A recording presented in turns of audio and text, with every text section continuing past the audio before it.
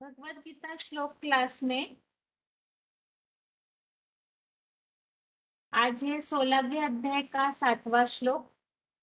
अध्याय 16 का श्लोक नंबर 7।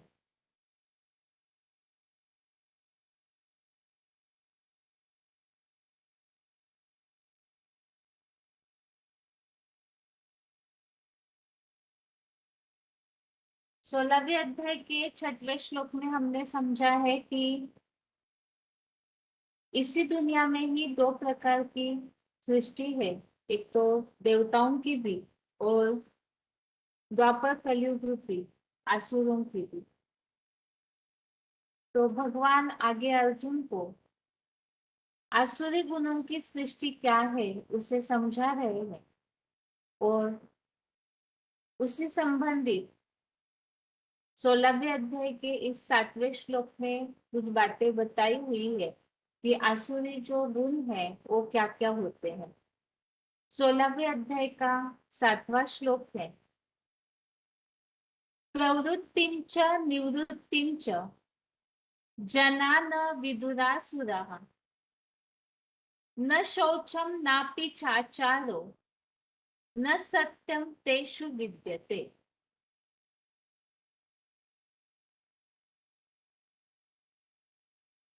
श्लोक दोबारा, प्रवृत्तिं च निवृत्तिं च जना न विदुरासुरः न शौचम नापि चाचारो न सत्यम तेषु विद्यते। श्लोक का संधि विच्छेद है, प्रवृत्ति च निवृत्ति च जना न विदुः आसुरः न शौचम न अपि च आचारः न सत्यम तेषु विद्यते। श्लोक का संधि विच्छेद दोबारा, प्रवृत्ति च निवृत्ति च जना न विदुः आसुरः न शौचम न अपि च आचारः न सत्यम तेषु विद्यते।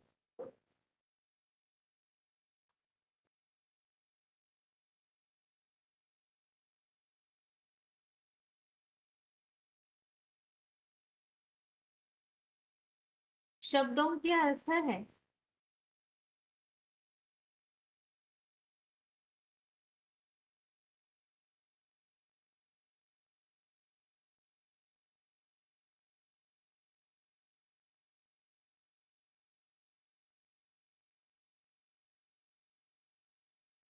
आसुरः अर्थात आसुरी गुणों वाले, जना अर्थात मनुष्य, प्रवृत्ति अर्थात करने योग्य कर्म, च अर्थात और, निवृत्ति अर्थात त्यागने योग्य कर्म, च अर्थात भी, विदुः न अर्थात नहीं, विदुः अर्थात जानते, तेषु अर्थात उनमें, न शौचम अर्थात न शुद्धता, नाचारः अर्थात न सदाचार,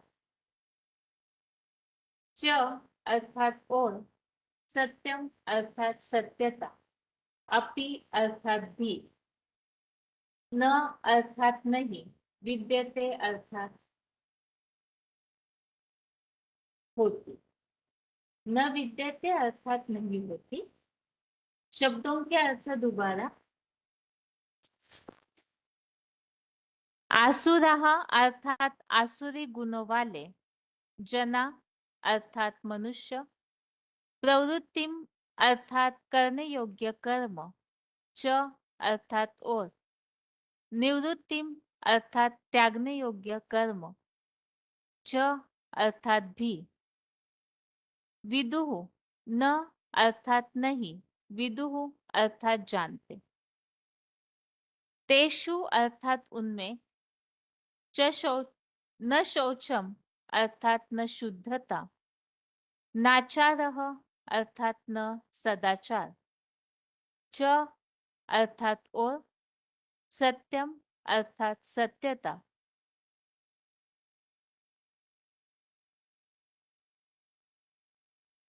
अपि अर्थात भी, न विद्यते अर्थात नहीं होती। श्लोक का अर्थ है, आसुरी गुणों वाले मनुष्य करने योग्य कर्म और त्यागने योग्य कर्म को भी नहीं जानते, उनमें न शुद्धता, न सदाचार और सत्यता भी नहीं होती। तो यह श्लोक में आसुरी गुणों के लक्षणों में पहली बात बताई है कि जो आसुरी गुणों वाले हैं वो मनुष्य जो त्यागने योग्य कर्म है और जो करने योग्य कर्म है उसे जानते ही नहीं है। उनमें शुद्धता भी नहीं होगी, सदाचार भी नहीं होगा और सत्यता भी नहीं होगी। इसी श्लोक का क्लैरिफिकेशन सहित अर्थ है, द्वापर से द्वैतवादी आसुरी गुणों वाले देहाभिमानी मनुष्य करने योग्य सुखदायी कर्म और त्यागने योग्य दुखदायी हिंसक कर्म को भी नहीं जानते।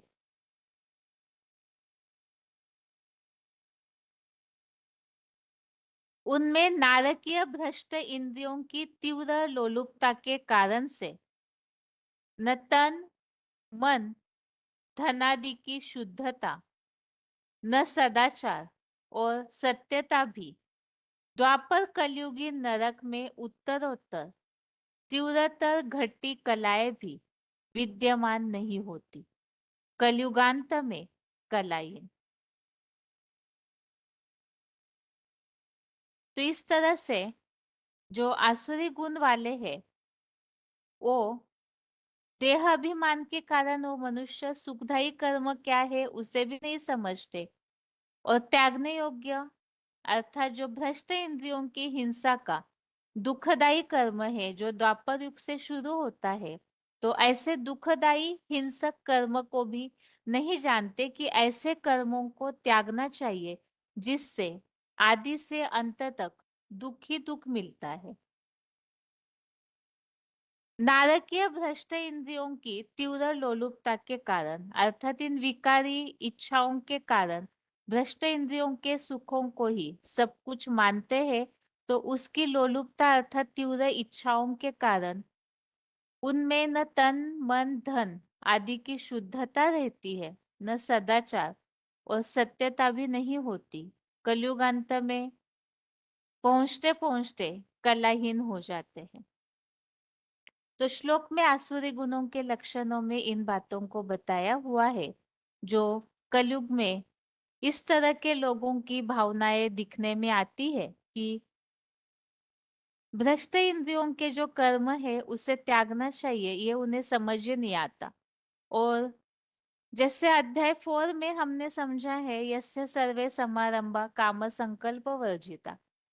लेकिन आज की दुनिया में तो सबके जो कर्म है वो काम विकार की हिंसा वाले ही होते हैं और इसके कारण से ही ये भ्रष्ट इंद्रियों की पूर्ति के लिए ही जैसे कामेश क्रोधेश रजोगुण समुद्भव बताया है, तो इन विकारी भावनाओं के कारण ही उनमें बाकी विकार तो आते ही है, बाकी तन मन धन की शुद्धता भी नहीं होती, अर्थात तन भी अपवित्र, उसका प्रभाव मन भी अपवित्र और तन की जो शुद्धता है वो भी नहीं, तो विकारी भावनाओं के कारण धन भी अशुद्ध होता है, अर्थात जैसे कि भ्रष्टाचार करना और गलत मार्ग से धन कमाना। तो इस तरह से ये सारे ही विकारों की पूर्ति के लिए किए जाने वाले कर्म है। इसीलिए ये सारे आसुरी गुण, क्योंकि इन सब से दुख ही दुख देते हैं। सदाचार नहीं है, अर्थात भ्रष्ट आचरण करने के कारण, सत्य का आचरण न होने के कारण दुखदाई होते हैं और उसमें करप्शन रहता ही है। और जैसे कि इन भ्रष्टेंद्रियों के कारण ही जो बताया संख्या रंग से नीचे उतरते उतरते कलाहीन हो जाते हैं, तो झूठ खंड में झूठी झूठ मिले ही झूठ, सत्य की रत्ती भी नहीं। इस तरह से आसुरी गुणों की स्थिति हो जाती है और यही बातों को इस श्लोक में बताया हुआ है। अभी आगे श्लोक संबंधित श्लोक का उच्चारण।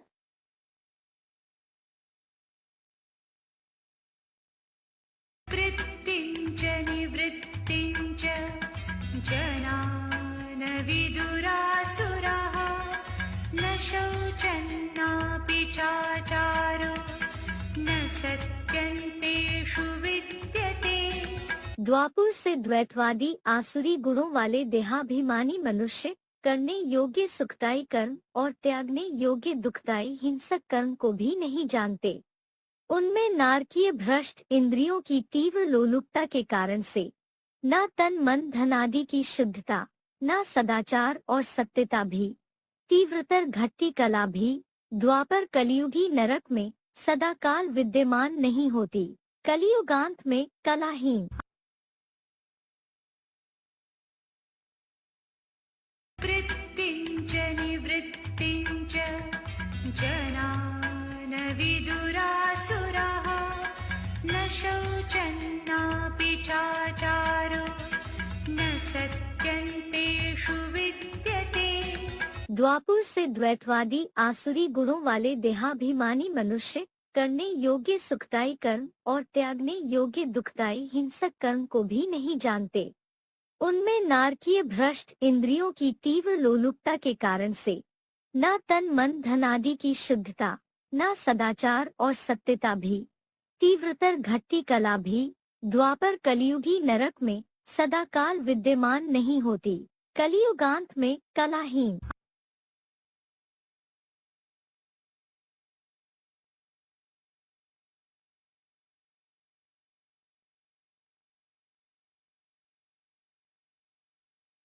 श्लोक में जो बात आई है भ्रष्ट इंद्रियों की लोलुपता, अर्थात द्वापर युग से जैसे ही विकारी भावनाएं बढ़ने लगती है तो उसके कारण ही विपरीत कर्म करते हैं और इसका प्रभाव ही तन मन पर किस तरह होता है उस बात को बताया हुआ है। VCD number 140, VCD number 140, 24 minutes के बाद से लिया हुआ पॉइंट। बेहद में है सजीव आत्माएं जो सुखदायी भी बनती हैं सत्युग त्रेता में 5 तत्वों के रूप में, और द्वापर कलयुग में रावण के कंट्रोल में आने के कारण दुखदायी भी बनती है।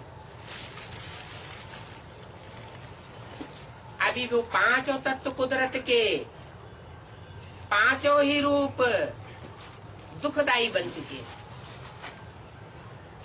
क्योंकि रावण के कंट्रोल में है।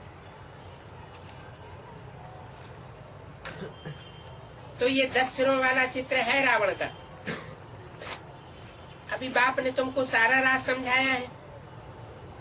राम राज्य कब से कब तक चलता है, ये बेहद की हिस्ट्री ज्योग्राफी है। रावण है बेहद का दुश्मन भारत का। उसने हमारी कितनी दुर्गति की है। आसुरी विकारी है ना। भ्रष्टाचारी क्यों कहा जाता है? भ्रष्टाचारी इसलिए कहा जाता है कि भ्रष्ट आचरण करने से पैदा होते हैं। मुंह तो पलीती बनते हैं, भ्रष्ट इंद्रियों के आचरण से नीचे गिरते हैं।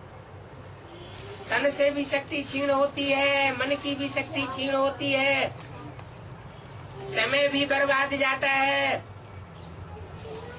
और फायदा कुछ भी नहीं होता। तो उसको कहा जाता है विकृति, विकार। कार माना कार्य और वि माना विपरीत। जो कार्य नहीं करना चाहिए उस कार्य के विपरीत कार्य, जो श्रीमत कहती है वो कार्य है सुकृत पुण्य कर्म, और जो श्रीमत के विपरीत कर्म किया जाता है वो है विकार। भारत ही पवित्र है बंथा, इस बात को तुम बच्चे भूल गए हो।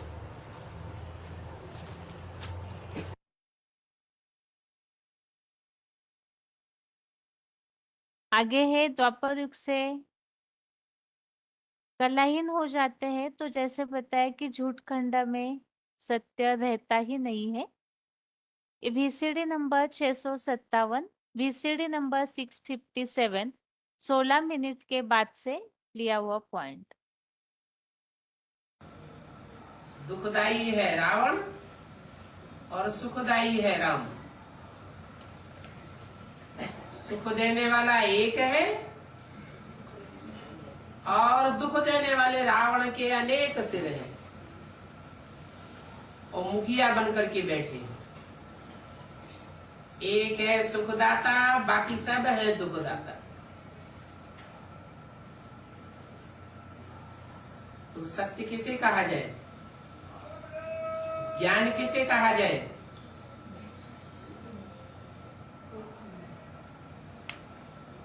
जो सच्चा है सो सुख देने वाला है, जो झूठा है वो दुख देने वाला है। दुनिया में है सब भक्ति मार्ग, सारी दुनिया में जो भी भक्ति मार्ग अज्ञान मार्ग है वो इसलिए अज्ञान मार्ग है कि दुख की ओर ले जाता है। दुनिया किस ओर जा रही है? 2500 वर्ष की हिस्ट्री मनुष्य के पास मौजूद है। दुनिया सुख की ओर जा रही है या दुख की ओर जा रही है? दुख बढ़ता जाता है और सुख घटता जाता है। तो दुख की ओर जाना माना अज्ञान मार्ग में है, और सुख की ओर जाना माना ज्ञान मार्ग में है। सुख स्वरूप और दुख स्वरूप। आत्मा सुख स्वरूप है, शांति स्वरूप है, लेकिन अभी क्या है? दुख स्वरूप है। ऐसा कोई मनुष्य मात्र सृष्टि पर नहीं है जो कहे कि दुख और अशांति हमारे पास नहीं आ सकती। सब सुख शांति के भिखमंगे हैं।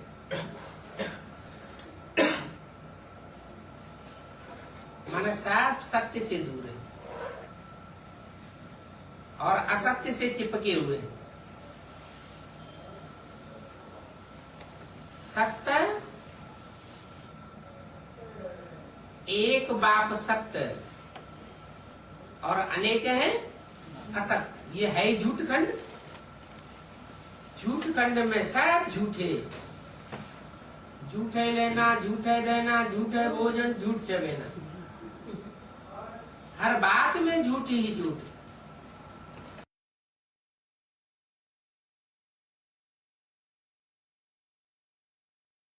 इस श्लोक में ये बातें समझाई हुई है कि कलयुग के अंत में जैसे आसुरी सृष्टि शुरू हो जाती है द्वापर युग से ही, तो वैसे विकारी भावनाएं बढ़ने लगती है, और इन विकारी भावनाओं के कारण ही आसुरी गुण जो मनुष्यों में आते हैं, तो उसके कारण उन्हें करने योग्य कर्म अर्थात सुखदायी कर्म क्या होता है जो सतयुग त्रेतायुग रूपी देवताओं के पास था, और दुखदायी कर्म जो भ्रष्टेंद्रियों की हिंसा के कारण होता है, तो इसके बीच में अंतर नहीं कर पाते हैं। तो त्यागने योग्य कर्म जो है अर्थात विकारों को त्यागना चाहिए, ये बात उन्हें समझ में नहीं आती है।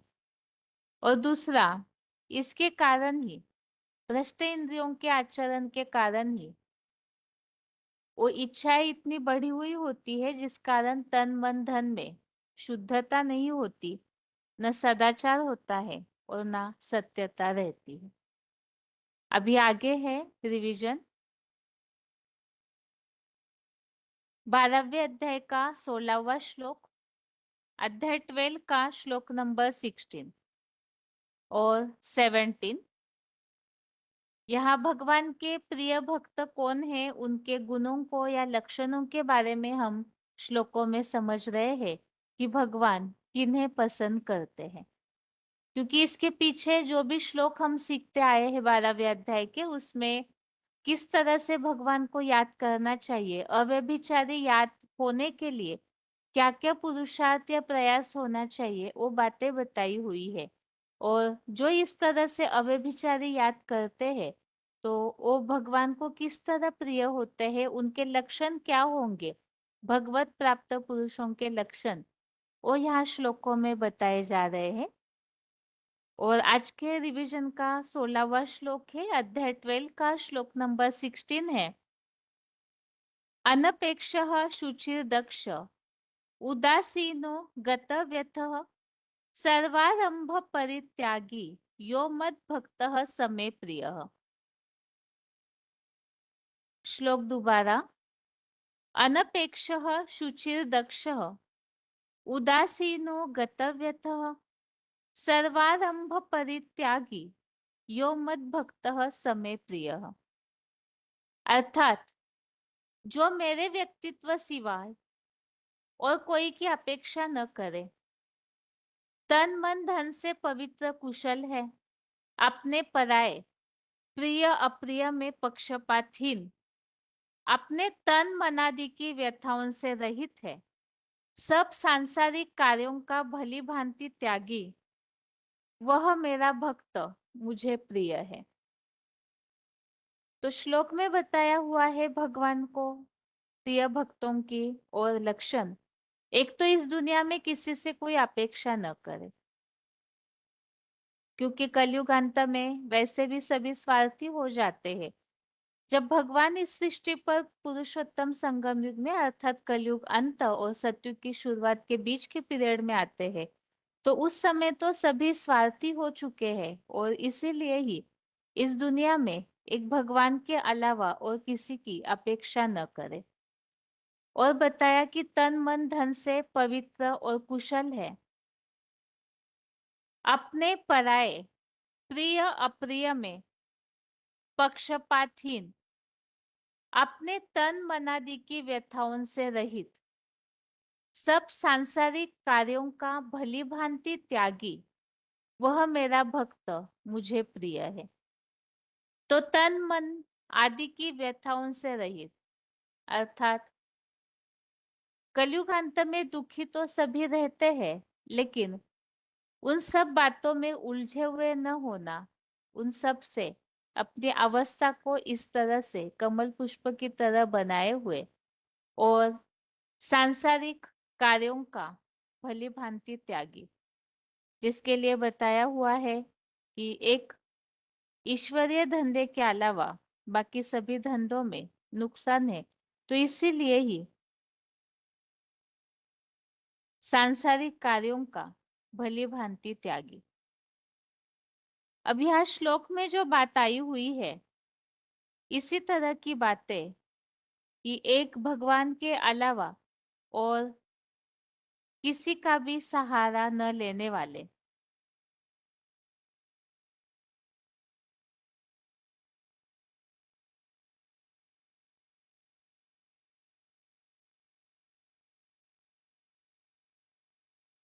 श्लोक में जो और एक शब्द आया हुआ है उदासीन, उदासीन अर्थात यहाँ है पक्षपातहीन। तो ये जो स्थिति है, वैसे तो ये भगवान जिस साकार तन के द्वारा कार्य करते हैं, तो उनकी वो स्थिति होती है कि वो किसी से भी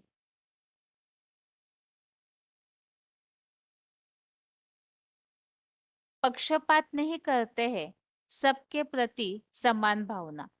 तो इसी तरह से यहाँ भी जो भगवान को प्रिय होने वाले हैं वो पक्षपातहीन होंगे। तो बहुत ऐसे श्लोक है जिसमें पक्षपातहीन वाली बात आई हुई है। बाकी उदासीन शब्द के अनुसार जो श्लोकों में उल्लेख है तो वो 14वें अध्याय का 23 और अध्याय 9 का 9। उदासीन अर्थात कोई भी तरफ झुका हुआ न होना, न्यूट्रल होना। इस भाव से यहाँ अध्याय 14 का श्लोक नंबर 23 में भी इस तरह का उल्लेख आया हुआ है। उदासीन रहना, उदासीनो वदासीनो गुणर्यो विचाल्यते, गुणेर्यो न विचाल्यते। तो इसमें ये बात बताई हुई है तटस्थ या साक्षी की भांति रहने वाले अर्थात ही कहीं भी झुकाव न होना। तो यहाँ जो श्लोक में बताया है प्रिय और अप्रिय दोनों में समान भावना। श्लोक में जो उल्लेख आया है शुचिर दक्ष अर्थात पवित्र भी है और कुशल भी है। तो पवित्रता के हिसाब से 13वें अध्याय का श्लोक नंबर 7, अध्याय 13 का श्लोक नंबर 7, इसमें भी शौचम इस तरह से शब्द आया हुआ है। शौचम अर्थात यहाँ शुद्धता के हिसाब से आंतरिक और बाहरी शुद्धता, और इसे ही यहाँ श्लोक में पवित्रता के हिसाब से बताया हुआ है। अध्याय 5 का श्लोक नंबर 7, 5वें अध्याय का 7वां श्लोक। इस श्लोक में भी इस तरह का उल्लेख है योग युक्तो विशुद्धात्मा। तो इसमें भी विशेष रूप से शुद्ध हुई आत्मा के रूप में यह उल्लेख है अर्थात पवित्रता के लिए। और ऐसे ही 16वें अध्याय का 3 अध्याय 16 का श्लोक नंबर 3, इसमें जैसे कि हम देवताओं के लक्षणों के लिए समझ रहे हैं तो इसमें भी उल्लेख आया हुआ है शौचम अर्थात अंदर और बाहर की शुद्धता के लिए। श्लोक में उल्लेख आया है दक्ष अर्थात कुशल। इस तरह का उल्लेख आया हुआ है 18वें अध्याय का श्लोक नंबर 43। अध्याय 18 का श्लोक नंबर 43 में उल्लेख आया हुआ है दक्षता के हिसाब से अर्थात कुशलता। तो यहाँ पर क्षत्रियों के गुण बताते हुए ये 18वें अध्याय में बात चल रही है तो उसमें बताया हुआ है दक्ष। बाकी यहाँ जो भगवान के प्रिय भक्त है इसमें ये बात आई हुई है कि वो अपने हर कार्य में कुशल होंगे। दक्ष अर्थात कुशलता। व्यथा रहित होना, श्लोक में जो बात आई है कि तन मन धन की व्यथाओं से रहित, तो इसके लिए अध्याय 2 का श्लोक नंबर 15।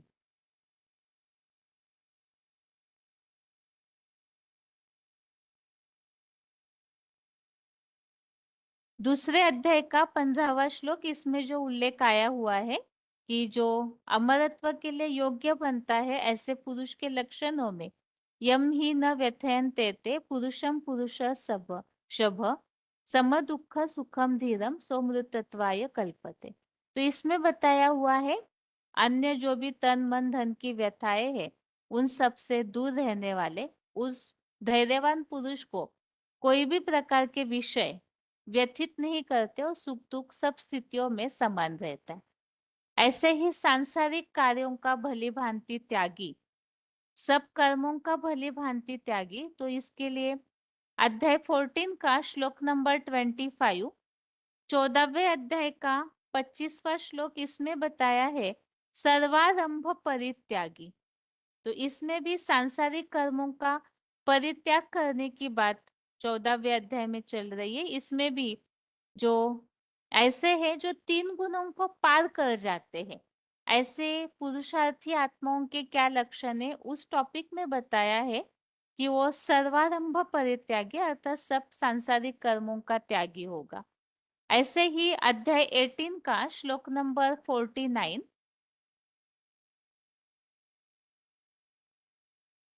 इसमें भी इस तरह से उल्लेख आया हुआ है समुचित त्याग द्वारा। इसमें संन्यास है न ऐसे उल्लेख है, लौकिक कर्मों का समुचित त्याग। तो यहाँ एक बात जैसे हम गीता में अभी तक के अध्यायों में समझ रहे हैं कि सांसारिक कर्मों का त्यागी अर्थात जो ईश्वरीय सेवा में लगे रहते हैं, जिसके लिए हमने मध्याजी भव इस बात को समझा। और 12वें अध्याय में ऊपरी श्लोकों में इसके पीछे जो हमने पढ़े हैं श्लोक, उसमें इस बात का उल्लेख समझा है कि अगर योग अभ्यास के लिए समर्थ नहीं है तो पूरी तरह से तन मन धन की पूरी शरण एक भगवान की लेनी चाहिए और साथ में ही उनके अर्थ ही यजन करना चाहिए। तो स्वाभाविक है सांसारिक कार्यों का जो भली भांति त्यागी है वो अव्यभिचारी याद कर सकता है, तो वही फिर भगवान को भी प्रिय होते हैं। तो इस श्लोक में इन बातों को स्पष्ट किया है। एक तो भगवान के अलावा और किसी से दुनिया में कोई अपेक्षा न करने वाले, तन मन धन से पवित्र है, कुशल है और पक्षपातहीन है, व्यथाओं से रहित है और सांसारिक कार्यों का भली भांति त्यागी, क्योंकि सब धंधों में है नुकसान सिवाय एक ईश्वरीय धंधे के। ये बात भगवान के जो प्रिय होंगे वो केवल भगवान के कार्य में ही लगे हुए होंगे। ये 12वें अध्याय का 16वां श्लोक है। श्लोक का उच्चारण सुनते हैं।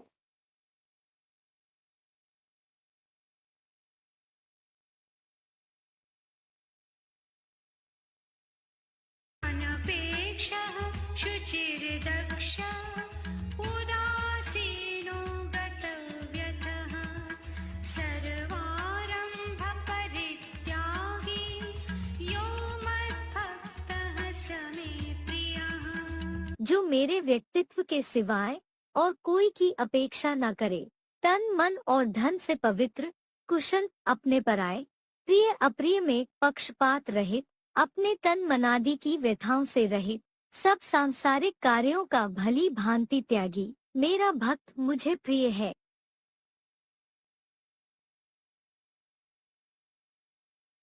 अनपेक्षः शुचिर्दक्षः उदासीनो गतव्यतः सर्वारम्भपरित्यागी यो मद्भक्तः स मे प्रियः। जो मेरे व्यक्तित्व के सिवाय और कोई की अपेक्षा न करे, तन मन और धन से पवित्र, कुशल, अपने पराये, प्रिय अप्रिय में पक्षपात रहित, अपने तन मनादि की व्यथाओं से रहित, सब सांसारिक कार्यों का भली भांति त्यागी, मेरा भक्त मुझे प्रिय है।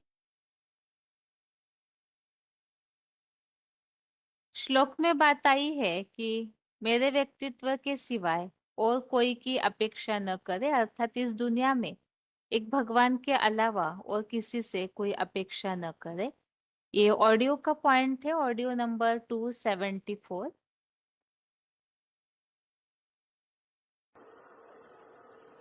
वफादार का अर्थ है सदा एक बाप दूसरा न कोई। संकल्प में भी न देह के संबंध, न देह के पदार्थ और न कोई देहधारी व्यक्ति आकर्षित कर सके। जैसे जब पति पत्नी एक दो के वफादार बनते हैं तो स्वप्न में भी अगर किसी और की याद आ गई तो उनको वफादार नहीं कहा जाता। तो ब्रह्मा बाप को देखा, संकल्प भी दूसरे की तरफ नहीं, पर के प्रति नहीं, एक बाप ही सब कुछ है। इसको कहा जाता है वफादार। अगर पदार्थ की भी आकर्षण है, साधनों की भी आकर्षण है, तो साधना खंडित हो जाती है, वफादारी खंडित हो जाती है। और खंडित वस्तु कभी भी संपन्न, कभी भी पूज्य नहीं गाई जाती। तो चेक करो कि संकल्प में भी कोई आकर्षण बेवफा तो नहीं बना देता। अगर जरा भी किसी के प्रति विशेष झुकाव है, थोड़ा भी पर्सनल झुकाव है, चाहे किसी के गुण के ऊपर, चाहे उसकी सेवा के ऊपर, चाहे उसके अच्छे संस्कारों के ऊपर, अगर एक्स्ट्रा प्रभावित है तो उनको वफादार नहीं कहा जाएगा। प्रभावित माना है, प्रभावित माना उनकी प्रजा बनने वाले, उनकी रचना बनने वाले हैं। सबकी विशेषता, बेहद की विशेषता पर आकर्षित हैं, वो तो दूसरी बात है। लेकिन किसी विशेष व्यक्ति व वैभव के ऊपर आकर्षित नहीं होना चाहिए। अगर ऐसा होता है तो वफादार की लिस्ट में खंडित गाया जाएगा। चेक करो कि खंडित मूर्ति तो नहीं है, पूज्य है। पूजा का आधार क्या होता है? प्योरिटी। तो मन से, वचन से, कर्म से कहीं भी अगर बेवफा बनते हैं, बाप के प्रति पूरे वफादार नहीं है, कोई और के प्रति वफादार बनने लग पड़ते, तो पवित्रता जैसे खंडित हो गई। कहाँ लगाओ व झुकाओ, एक्स्ट्रा तो नहीं है। संकल्प मात्र भी झुकाव नहीं हो। वाचा और कर्मणा में लगाव और झुकाव साबित हो जाए, उसकी तो बात ही छोड़ दो। लेकिन संकल्प मात्र भी किसी के प्रति ऐसे न चले। चेक करते रहो। अगर संकल्प मात्र भी है तो खंडित की लिस्ट में गाए जाएंगे।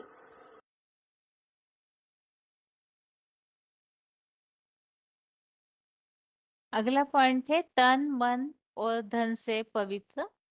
VCD number 2428, VCD number 2428, 1 hour 14 minutes के बाद से लिया हुआ पॉइंट। आत्मा को अपना कल्याण इस समय अपने आप करना है। आत्मा को बाप मिला ही है डायरेक्शन देने के लिए कि बच्चे अगर तुम पुण्य आत्मा बनने चाहते हो, ऊंचा पद पाना चाहते हो, ऊंचा पद माने ऊंचे ऊंचे राजा बनना चाहते हो इस दुनिया में, तो पवित्रता दी फर्स्ट।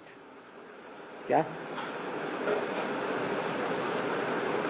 बाबा जानते हैं कि द्वापर कलयुग में ये राजाएं बनेंगे तो पवित्रता फर्स्ट होने की कोई गारंटी नहीं है, लेकिन अभी शर्त रख दी। क्या? अगर ऊंचा ऊंचा राजा बनना है, ऊंची ऊंची कुर्सी पानी है, ऊंचा पद पाना है, तो क्या चीज फर्स्ट?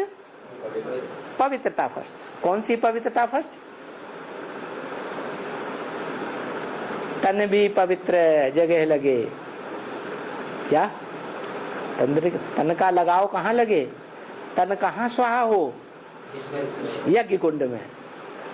जो चीज स्वाहा हो जाएगी, जल जाती है कोई चीज, राख बन जाती है, तो पवित्र हो गई ना। तो तन हो, चाहे मन या मन के संकल्प हो, चाहे दृष्टि हो, चाहे कान हो। क्या? कान कैसे पवित्र बने? एक का सुनेंगे तो कान पवित्र बनेंगे। एक की जगह अखबारों में भी पढ़ लिया, टीवी भी देख लिया, टीवी चैनल्स भी देख दिए, रेडियो भी सुन रहा क्या कह रहा है, बड़े बड़े नेताएं क्या कह रहे हैं, सबका सुना, संग किया ना कानों से। रंग लगेगा या नहीं लगेगा? है? मन बुद्धि रूपी आत्मा ज्यादा समय कहाँ दिया?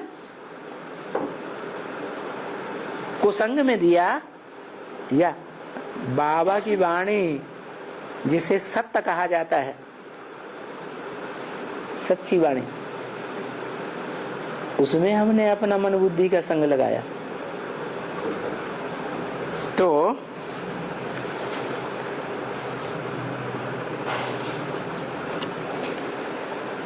पवित्रता फर्स्ट है, हर प्रकार से पवित्रता फर्स्ट है इस संगम युग में। तन हो, मन हो, धन हो, समय हो, संपर्क हो, दृष्टि हो, वृत्ति हो, सब बातों में चेक करना है कि हम पवित्र रहने का पक्का पुरुषार्थ कर रहे हैं या नहीं कर रहे। क्योंकि तुम आए ही हो पवित्र, आए भी हो तो जानते हो कि हम पहले पवित्र थे जब इस दुनिया में आए कि अपवित्र थे। हैं? हम जितना स्टेज में पवित्र थे उतनी स्टेज वाली दुनिया में आते हैं। तो पवित्र थे और अभी भी जान लिया क्या कि अभी हम ब्राह्मण बने हैं। किस लिए? पवित्र रहने के लिए।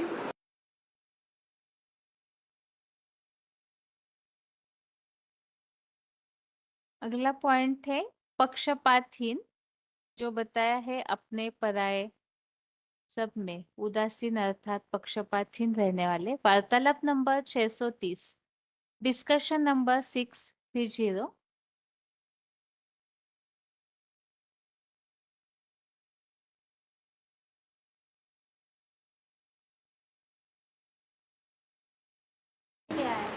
साक्षी कहते हैं, एक होता है पार्शियल, कहते हैं ना पार्शियलिटी करता है, पक्षपात करता है। तो जिसमें पक्षपात न हो, क्या देह के संबंधी का पक्षपात नहीं है, देह के संपर्की का भी पक्षपात नहीं है, देह के देश का भी पक्षपात नहीं है, कोई प्रकार का पक्षपात नहीं है। सबको आत्मिक दृष्टि से देखता है, सब आत्मा आत्मा भाई भाई है। तो उसको कहते हैं साक्षी। कहीं लगाव है तो साक्षी नहीं बन सकता।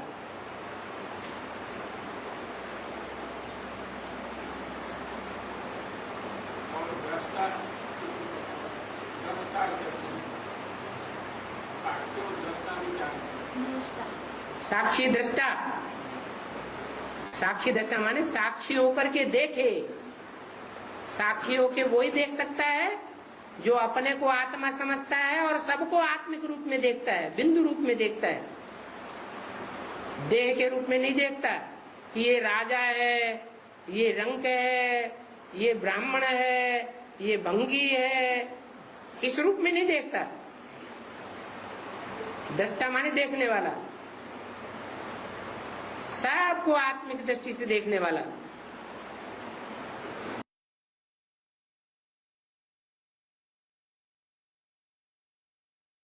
अगला पॉइंट है अपने तन मन आदि की व्यथाओं से रहित। Audio number 257।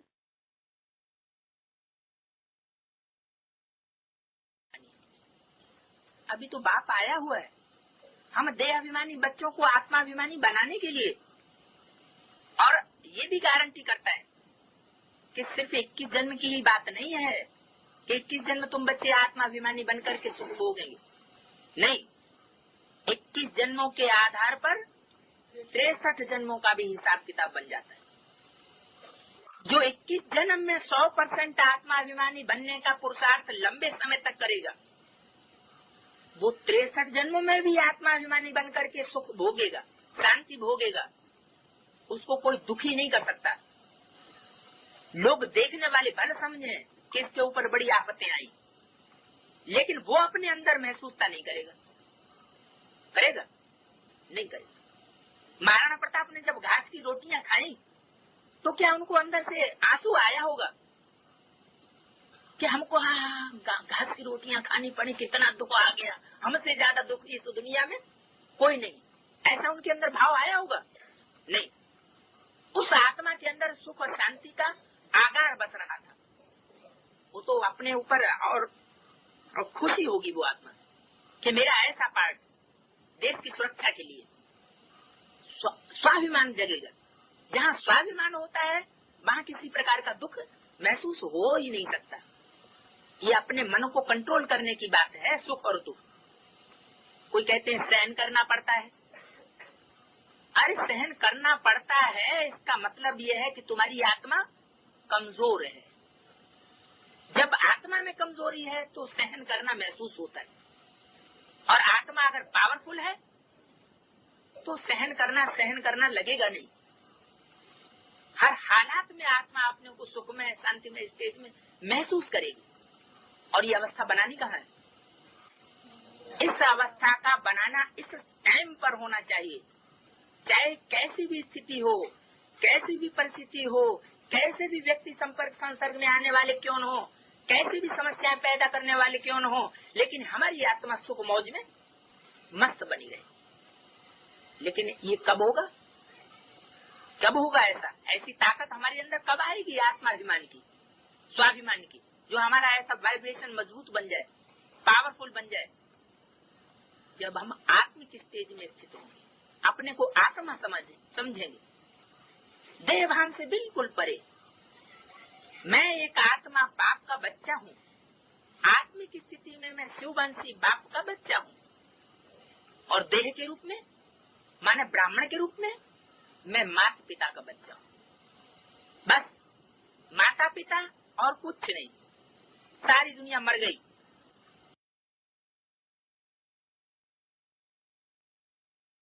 अगला पॉइंट है सब सांसारिक कार्यों का भली भांति त्यागी। वार्तालाप नंबर 1685, डिस्कशन नंबर 1685।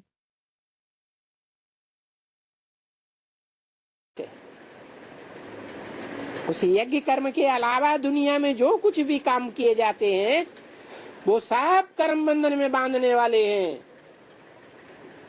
क्या कहा है? यज्ञ कर्म के अलावा, यज्ञ सेवा के अलावा जितने भी कर्म संसार में करने वाले लोग हैं, कर्म कर रहे हैं, लौकिक कर्म कर रहे हैं ना, वो सारे ही लौकिक कर्म कर्म बंधन में बांधने वाले हैं। एक यज्ञ सेवा ऐसा कर्म है जो कर्म के बंधन में बांधने वाला नहीं है। हाँ, कर्म बंधन हो जाता है। यज्ञ सेवा के अलावा जितने भी कर्म हैं संसार के, तो इस कर्म को छोड़ दें। है संसार कर्म जो है वो कर्म बंधन डालते हैं। बिल्कुल डालते हैं। सांसारिक कर्म, तो इसके लिए क्या करें? ईश्वरीय कर्म नहीं, ईश्वरीय सेवा के कर्म नहीं।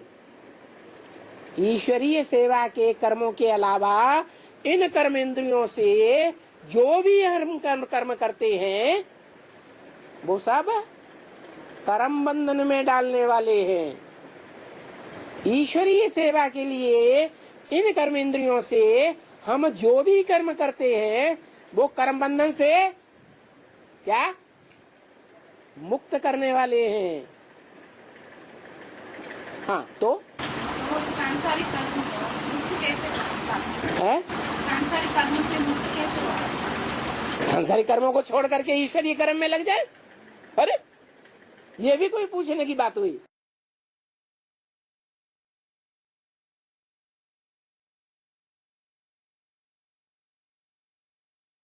आगे है 17वां श्लोक। 12वें अध्याय का श्लोक नंबर 17 है रिवीजन के लिए, और इसमें भी भगवान के प्रिय भक्तों के लक्षण बताए हुए हैं। श्लोक है, यो न हृष्यति न द्वेष्टि न शोचति न कांक्षति शुभाशुभ परित्यागी भक्ति मान्य समे प्रिय। श्लोक दोबारा, यो न हृष्यति न द्वेष्टि न शोचति न कांक्षति शुभाशुभ परित्यागी भक्ति मान्य समे प्रिय।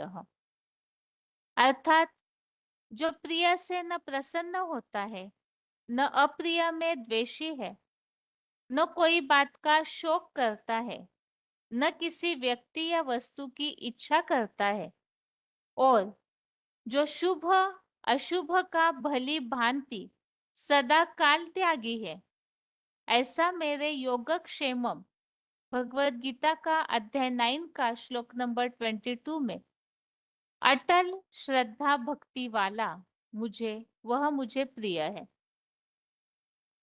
तो श्लोक में बताया हुआ है, ज्यादातर एक स्वाभाविक मनुष्य आत्माओं में ये आदत या संस्कार लगा हुआ होता है कि अच्छा अगर मिला, जो मुरलियों में बाबा बताते अच्छा अच्छा हफ हफ और कड़वा कड़वा थू थू, अर्थात जो अच्छी चीजें मिलती है तो खुश और कुछ खराब मिला तो दुखी परेशान हो जाते। लेकिन जो भगवान के प्रिय भक्त है वो हर बात में ही समान स्थिति वाले होंगे। इसी बात को यहाँ बताया हुआ है, जो प्रिय से न प्रसन्न होता है न अप्रिय में द्वेषी है। कोई भी प्रकार की परिस्थितियों में कोई बात का शोक नहीं करता है, दुखी नहीं होता है और न किसी व्यक्ति या वस्तु की इच्छा करता है। शुभ अशुभ, अच्छा और बुरा, दोनों का ही भली भांति सदाकाल का त्यागी है। और वो क्यों है? क्योंकि बताया अध्याय 9 का जो श्लोक नंबर 22 है, जिसमें ये बात बताई हुई है। 9वें अध्याय में भी जहाँ भगवान के स्वरूप के वर्णन की बात चल रही है, तो उसमें इस बात को बताया है, अनन्यास चिंतयन्तो माम ये जना पर्युपासते तेषाम नित्याभियुक्तानाम योगक्षेमम वहाम्य। अर्थात जो भगवान के प्रति अव्यभिचारी याद वाले हैं और पूरी तरह से, जो ऊपर के श्लोक में हमने समझा, एक मेरे व्यक्तित्व के अलावा किसी से अपेक्षा न करने वाले, अर्थात सब कुछ ही वो उनका कार्य भगवान पर ही निर्भर है। तो ऐसों की अव्यभिचारी याद वालों की, जो सर्वसमर्पित उपासक है, उनकी अप्राप्त वस्तुओं की प्राप्ति और प्राप्त हुई वस्तुओं की रक्षा का भार भगवान स्वयं वहन करते हैं। तो इस बात पर जो विश्वास करते हैं वो फिर शुभ अशुभ का भली भांति सदाकाल का त्यागी है। अर्थात जो भी जैसे भी मिले उन सब में संतुष्ट रहने वाले। अभी इसी श्लोक के लिए जैसे और भी अध्यायों में जहाँ उल्लेख आया हुआ है, एक तो श्लोक में है न प्रसन्न होता है न अप्रिय में द्वेषी है, अर्थात समान स्थिति में रहने वाले। अध्याय 2 का श्लोक नंबर 57, इसमें भी इसी तरह की बात समझाई हुई है। जहाँ स्थिर बुद्धि की बात चल रही है, तो उन श्लोकों में इस बात को बताया हुआ है।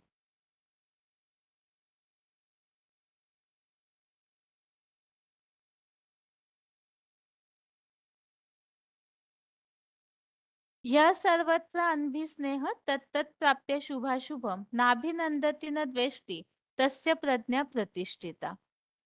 तो इस श्लोक में इस बात को स्पष्ट किया है, शुभाशुभम, शुभ या अशुभ को पाकर भी न आनंदित होता है न द्वेष करता है। और इसी तरह से अध्याय 13 का श्लोक नंबर 9, 13वें अध्याय का श्लोक 9वें श्लोक में भी इस तरह से उल्लेख आया हुआ है कि चाही और अनचाही घटनाओं में सदा एक रस रहना। यह प्रिय अप्रिय, इसमें न प्रसन्न होता न द्वेषी है। तो इसी तरह से यह कोई भी स्थिति परिस्थितियों के हिसाब से बताया है कि वो सदैव ही एक रस रहने वाले हैं। और अध्याय 14 का श्लोक नंबर 22, 14वें अध्याय का 22वां श्लोक, इसमें भी इस तरह से बताया हुआ है, न द्वेष्टि, अर्थात द्वेष नहीं करता है और किसी के निवृत्त होने पर न कांक्षति, अर्थात आकांक्षा भी नहीं करता है। तो समान स्थिति में रहने की बात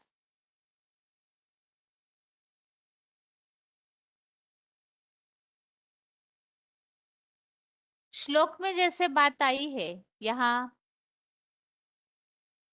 कोई भी प्रकार की इच्छा नहीं करता है, आकांक्षा नहीं करता है, न कांक्षति, अर्थात सब बातों से आशा रहित। तो इसी तरह का उल्लेख अध्याय 3 का श्लोक नंबर 30, जहाँ आध्यात्मिक बुद्धि से लगे रहने की बात आई है, तो जिसमें बताया हुआ है लौकिक इच्छाओं से रहित रहने वाला, ममता रहित और शोक रहित। तो कोई भी प्रकार का शोक भी नहीं करता है और सभी प्रकार की इच्छाओं से रहित, अर्थात न इच्छा करता है न कांक्षति। ऐसे ही अध्याय 4 का श्लोक नंबर 21, चौथे अध्याय का 21वां श्लोक, इसमें भी इसी तरह की बात आई हुई है। चौथे अध्याय में एक बात तो और भी है, यदृच्छा लाभ संतुष्टो द्वंद्वातीतो विमत्सरः। अध्याय 4 का श्लोक नंबर 22 में बताया है कि कुछ प्राप्त हो या न हो, लेकिन सुख दुख इन सब द्वंद्वों से परे रहने वाला, जो इस श्लोक में बात चल रही है, न प्रसन्न होता न द्वेषी है, और शुभ अशुभ दोनों का भी भली भांति त्यागी, अर्थात इन सब से परे रहने वाला। श्लोक में आशा रहित की जो बात है, अध्याय 4 का श्लोक नंबर 21 में, निराशीर यत चित्तात्मा त्यक्त सर्व परिग्रह। तो सभी लौकिक आशाओं से रहित है और सब प्रकार के स्वामित्व का त्यागी। तो यहाँ भी शुभ अशुभ का त्यागी इस तरह से उल्लेख आया हुआ है। और इसके अलावा इच्छाओं से रहित, कामनाओं से रहित, तो 15वें अध्याय के 5वें श्लोक में भी उल्लेख आया है, निर्माण मोहा जित संग दोषा। इस श्लोक में भी बताया हुआ है कि पूरी तरह से सब बातों को छोड़ा हुआ, किसी भी प्रकार से कोई बात में मोह न रखने वाले, विनिवृत्त कामः, अर्थात सांसारिक कामनाओं से निवृत्त रहने वाले, इच्छाओं से रहित रहने वाले। तो यहाँ तो ये बात 15वें अध्याय में चल रही है कि परम पुरुष को पाने वाले या ऐसे पुरुषार्थ करने वालों के लक्षण। तो अलग अलग श्लोकों में भगवत गीता में ज्यादातर एक ही लक्ष्य दिया हुआ है, भगवान तक पहुंचने का। और ऐसे भगवान तक पहुंचने वाले, भगवान की तरह जो नजदीक प्रिय होने का जो पुरुषार्थ करने वाले हैं, तो उन सबके लिए ये बात ज्यादातर श्लोकों में आई हुई है। जैसे कि 3 गुणों से पूरी तरह से परे रहने वाला, जो भी ऐसी द्वंद्व की बातें हैं, द्वंद्वेर विमुक्ता, अर्थात शुभ अशुभ, सुख दुख, सर्दी गर्मी, लाभ हानि, जय पराजय, इन सब से, प्रिय अप्रिय, इन सब से ही पूरी तरह से त्यागने वाला, परे रहने वाला। तो ये इस श्लोक का अर्थ है। और आगे श्लोक का उच्चारण।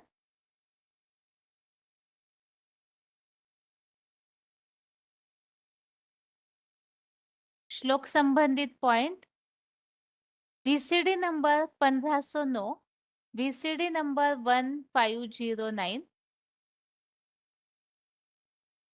जो प्रिय से न प्रसन्न होता है, न अप्रिय में द्वेषी है। VCD number 1509।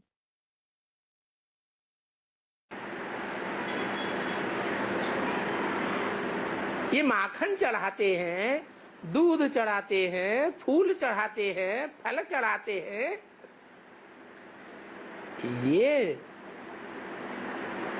बिंदु शिव के ऊपर चढ़ाते हैं।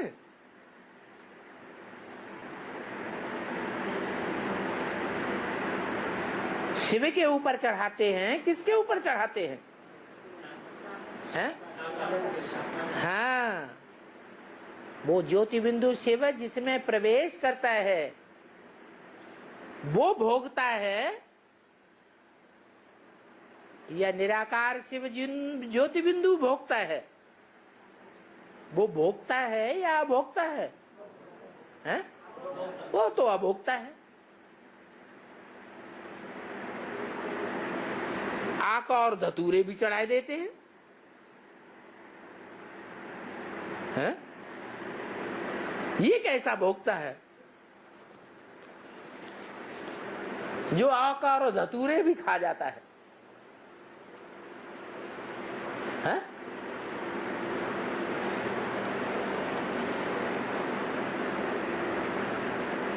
ये दिखाया गया है कि जैसे देहभान है ही नहीं, जब देहभान होता है तो अच्छे बुरे का अंतर देखा जाता है। ये प्रिय है, ये अप्रिय है, ये अच्छा है, ये बुरा है। जब देहभान है ही नहीं तो दुनिया में कुछ भी अच्छा और कुछ भी बुरा है ही नहीं। सब कुछ कल्याणकारी है, शोभनीक है, सारा ड्रामा शोभनीक है, या कुछ अशोभनीक भी है, हैं? सब शोभनीक है।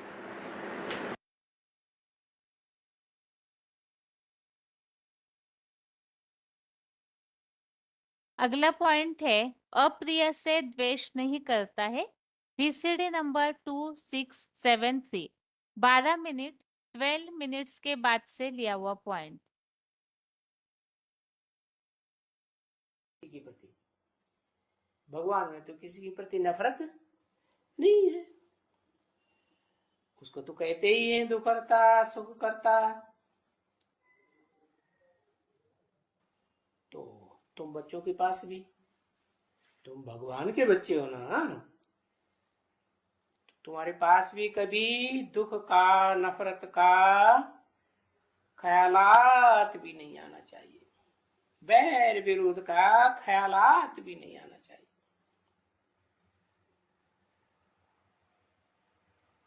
अच्छा, अगर नफरत आती है, बैर विरोध आता है,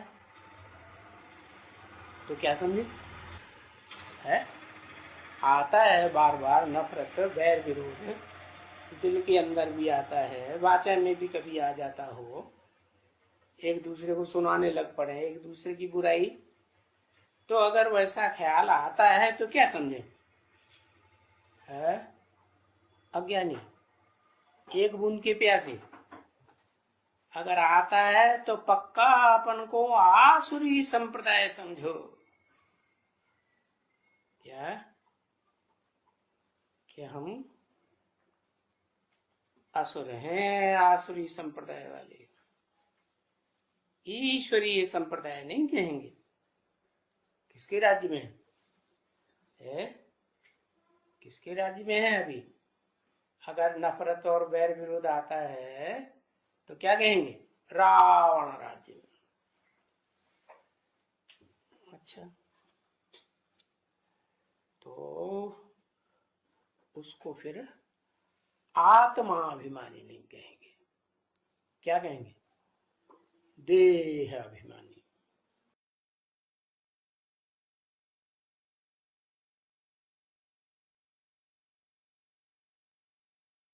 अगला पॉइंट है, कोई बात का शोक नहीं करता है।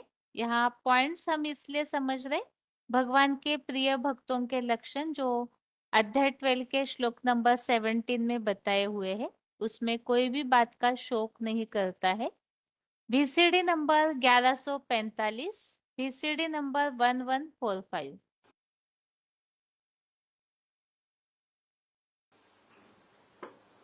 अभी हम खुशी का खजाना भर करके यहाँ से जाते हैं? कैसे जाते हैं? नई दुनिया में हम खुशी खुशी कैसे रहते हैं? इतना यहाँ खुशी का खजाना भरते हैं कि अंत मते सो गते हो जाती है। वो अंत मते सो गते कैसे होगी?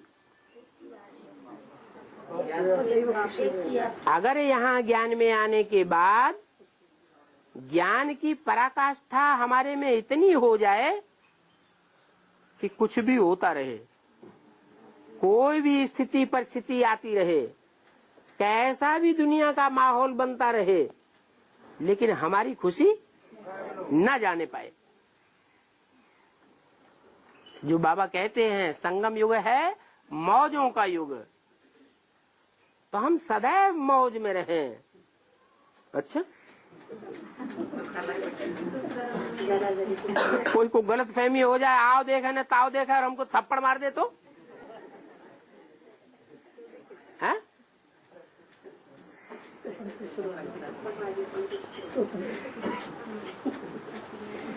उस समय खुशी गायब होगी कि नहीं होगी? है? होगी। क्यों खुशी गायब होनी चाहिए?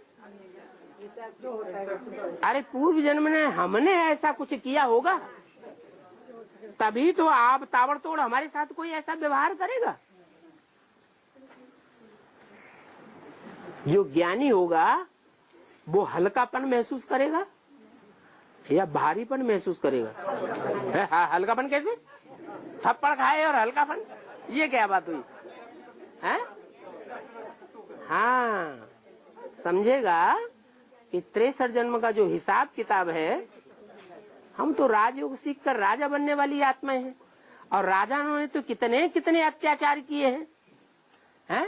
ऐसे ऐसे अत्याचारी राजाओं ने कितना लोगों को तंग किया होगा। और अभी वही आत्मा हम राजयोग सीख रहे हैं, तो लोग हमसे हिसाब किताब लेंगे कि नहीं लेंगे? जरूर लेंगे।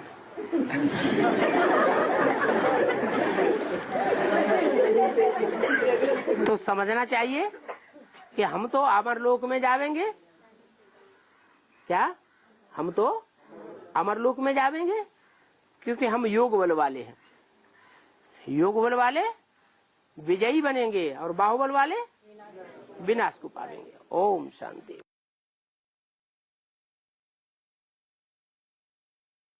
अगला पॉइंट है शुभ अशुभ का त्यागी।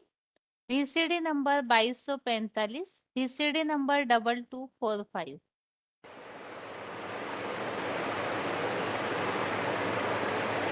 मैं जो कर्म करता हूँ, जो तुम बच्चों को भी सिखाता हूँ, क्या कर्म करते क्या करो? है बाप की याद में रहो। अगर ऐसी याद में रहेंगे,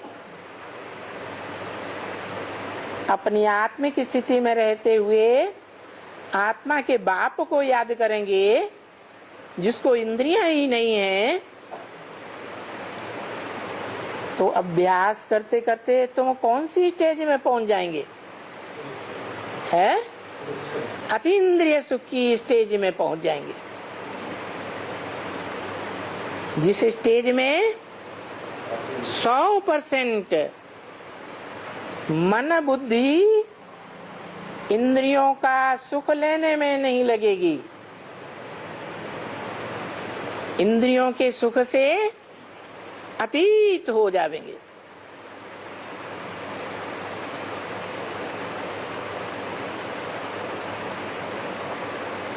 तो जो सुख लेगा नहीं,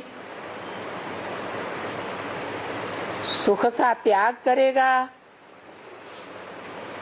दैहिक सुख का त्याग करेगा, तो दुख का भी त्याग करेगा या नहीं करेगा? दुख का भी त्याग करेगा, सुख का भी त्याग करेगा, और स्वयं त्याग करेगा तो दूसरों के लिए देह का सुख दुख देने के निमित्त बनेगा या नहीं बनेगा? है बनेगा? है नहीं बनेगा?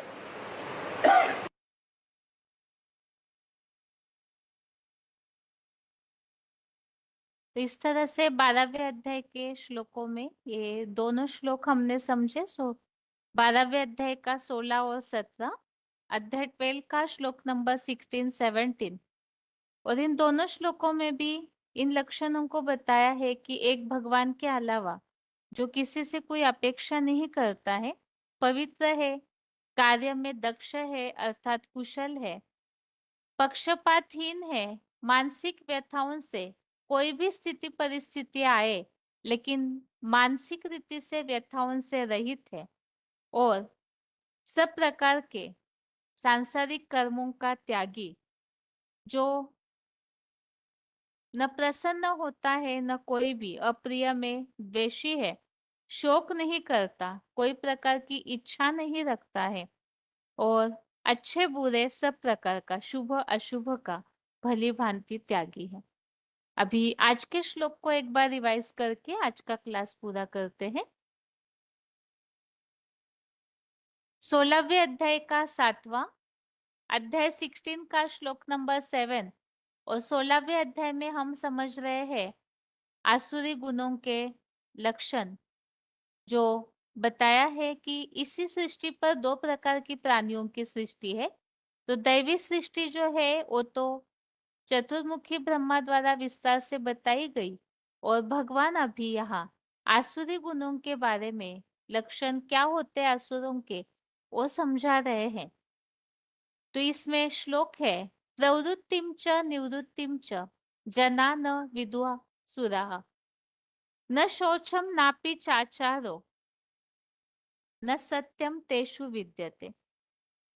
श्लोक दोबारा, प्रवृत्तिम च निवृत्तिम च जना न विदुरासुरा न शोचम नापि चाचारो न सत्यम तेषु विद्यते।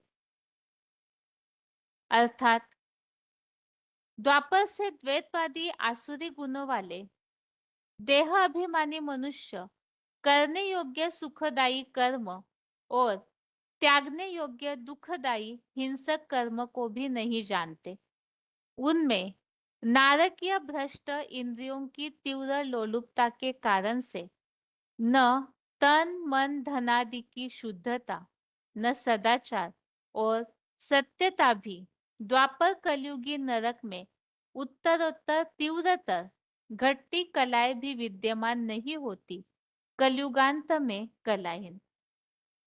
तो श्लोक में इस बात को बताया है आसुरी गुणों के लक्षणों में देहभान के कारण से सुखदायी कर्म और दुखदायी कर्म को जो त्यागना चाहिए, दुखदायी कर्म, इसमें अंतर नहीं कर पाते हैं, तो इसलिए हिंसक कर्मों को त्याग नहीं पाते हैं, और भ्रष्ट इंद्रियों की इच्छा तीव्र लोलुपता के कारण से तन मन धन में न शुद्धता होती है, न सदाचार और न ही सत्यता होती है।